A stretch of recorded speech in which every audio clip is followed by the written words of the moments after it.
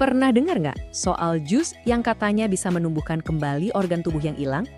Atau bahkan mengubah kondisi genetik bawaan lahir? Kedengerannya gila kan? Nah, hari ini kita bakal bedah tuntas sebuah tren viral soal jus fermentasi ajaib. Apakah ini beneran sebuah revolusi di dunia kesehatan? Atau jangan-jangan cuma jebakan berbahaya yang dibungkus dengan cantik? Yuk, kita cari tahu sama-sama faktanya. Oke, biar kita nggak nyasar, ini dia peta perjalanan kita hari ini. Pertama, kita akan lihat dulu janji-janji manisnya yang bikin banyak orang penasaran. Habis itu, kita akan cicipi kebenaran yang asin di balik resepnya. Kita juga akan main detektif, memisahkan mana fakta dan mana fiksi. Lalu, kita selami sedikit psikologi di balik kenapa tren kayak gini bisa laku keras. Dan yang paling penting, di akhir, saya bakal kasih bekal supaya kita semua bisa lebih waspada. Udah siap? Oke. Kita mulai dari bagian yang paling menarik perhatian, janji-janjinya, yang kedengeran terlalu indah untuk jadi kenyataan. Memangnya apa aja sih klaim luar biasa yang bikin jus ini jadi viral banget? Coba deh kita pikirin bareng-bareng sejenak. Mungkin gak sih ada satu ramuan ajaib, satu jenis minuman yang bisa jadi jawaban buat semua masalah kesehatan di dunia? Dari yang paling ringan, kayak flu, sampai kondisi yang paling kompleks. Tentu idenya kedengeran menarik banget ya. Tapi di saat yang sama, alarm di kepala kita pasti langsung bunyi kenceng kan? Dan klaimnya ini bukan cuma sekedar meningkatkan daya tahan tubuh loh. Coba lihat daftar ini. Kita ngomongin hal-hal yang rasanya cuma ada di film fiksi ilmiah. Menyembuhkan kondisi bawaan yang sudah ada di level DNA, menumbuhkan lagi organ yang hilang, sampai mengubah siapa diri kita. Belum lagi janji bisa hidup sampai ratusan tahun. Wow! Ini udah bukan lagi klaim kesehatan, ini udah masuk ke ranah fantasi. Oke, cukup dengan fantasinya. Sekarang, mari kita kembali ke dunia nyata. Kita bedah, apa sih sebetulnya isi dari jus ini? Dan yang lebih penting, apa bahaya yang tersembunyi di dalamnya? Mungkin Anda bayangin resepnya itu rumit, pakai bahan-bahan langka dari antah berantah. Kenyataannya, simple banget. Cuma air, kubis, lalu, nah ini dia kuncinya, tambahan garam dalam jumlah yang sangat-sangat banyak, terus dibiarin fermentasi beberapa hari. Kelihatannya alami dan nggak berbahaya ya kan? Tapi justru disinilah letak masalah terbesarnya.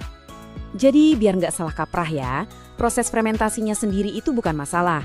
Kita kan udah kenal fermentasi dari makanan sehat kayak yogurt atau kimchi. Bahaya yang sesungguhnya dalang dibalik semua ini cuma satu, garam. Garam dalam dosis yang berlebihan. Dan jangan terkecoh sama embel-embel garam Himalaya atau garam laut.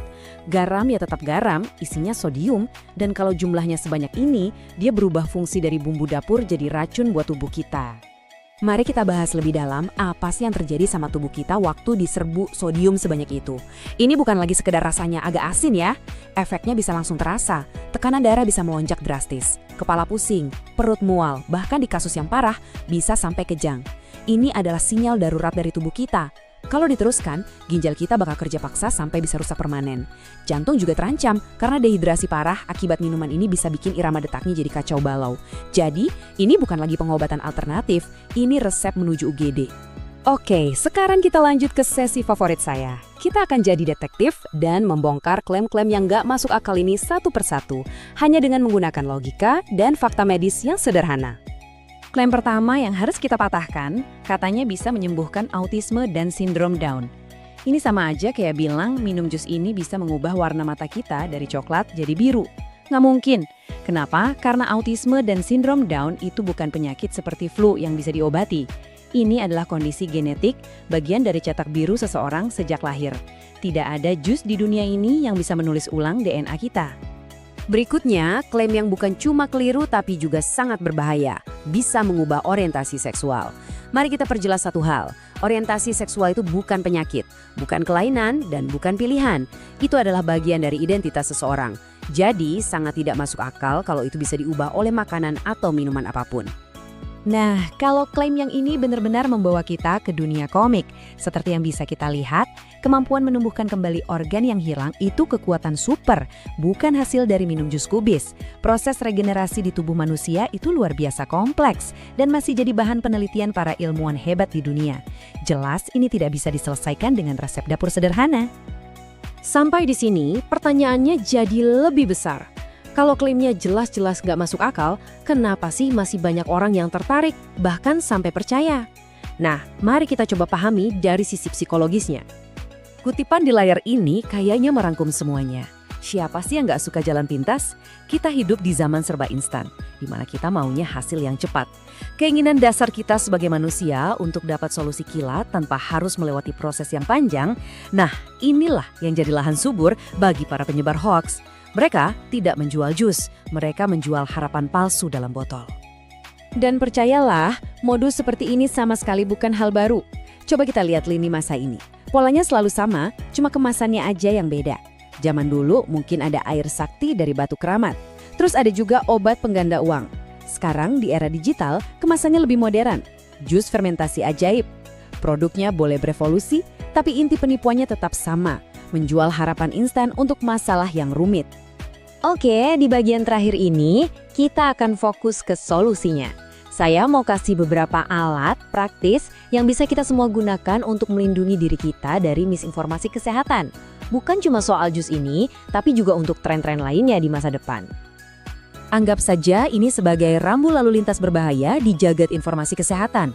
Kalau Anda menemukan ada produk yang mengklaim bisa menyembuhkan segala macam penyakit, atau menjanjikan hasil instan dalam semalam, dan yang paling bahaya, menyarankan untuk tinggalkan obat dokter Anda, segera injak rem.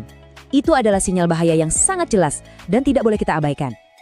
Jadi, lain kali Anda ketemu tren kesehatan baru yang viral, jangan langsung ikut-ikutan. Coba berhenti sejenak dan jadi detektif untuk diri sendiri. Gunakan daftar periksa ini. Tanyakan, ada bukti ilmiahnya nggak? Sumber informasinya siapa? Apakah dia ahli di bidangnya? Klaimnya masuk akal nggak secara medis? Dan yang paling penting, kalau saya coba dan ternyata ini salah, apa resiko terburuknya? Kita sudah membedah satu mitos hari ini. Tapi di luar sana ada ribuan mitos lain yang menunggu untuk dipercaya. Jadi pertanyaan terakhir dari saya bukan tentang jus ini lagi, tapi untuk Anda. Informasi viral apa yang akan Anda pertanyakan besok? Karena senjata terkuat kita melawan hoax bukanlah antivirus, melainkan pikiran yang kritis. Jaga kesehatan Anda dan yang lebih penting jaga kewarasan kita semua di tengah lautan informasi ini. Sampai jumpa!